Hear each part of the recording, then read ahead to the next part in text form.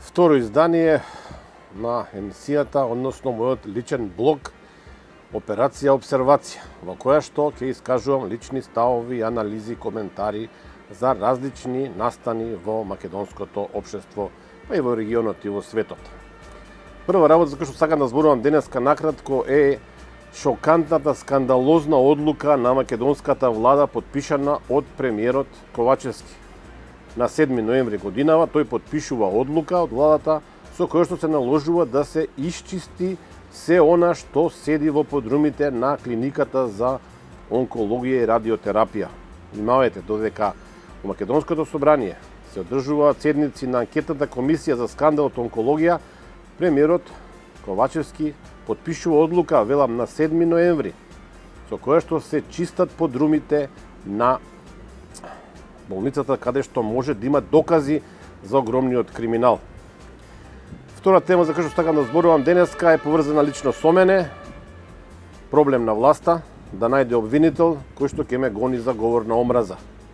Операцијата, која што има поинакво кодно име, нема да го кажам сега, ја водат новинари, чија што првична задача било да создадат контекст за допрен глас, пошто обвинителството треба да покрене критична пријава против мене. За жал на власта, и тој еден обвинител досега не се нафаќа да ме суди за нешто што е слобода на говор. Обвинителите се паметни луѓе, најчесто, и знаат дека ќе направат грешка.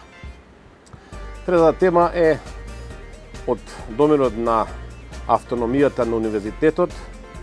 Имено до мене дојдоа гласови од студенти кои се плашат да излезат јавно, кои што велат дека ним им се врши притисок да гласаат за представник на студентите на студентското собрание на најстарата македонска научно-истражувачка образовна институција, Филозофскиот факултет во Скопје.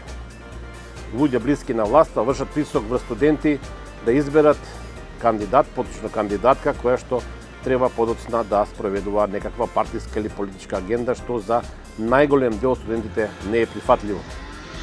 А вечера во Заспи ако можеш, двајца гости, двајца врвни познавачи на македонските домашните околности, но и на меѓународната политичка сцена. Луѓе кои што немаат ниту една дамка во своите кариери, луѓе кои што се присутни во јавноста, но кои што секогаш знаат точно што кажуваат и најчесто тие работи тие кажуваат подоцна се остваруваат. Вечерва во 22:30 на Алфа во Заспи ако можеш, заедно со мене и со колегата Драган Милосавлевиќ. Ве очекуваме.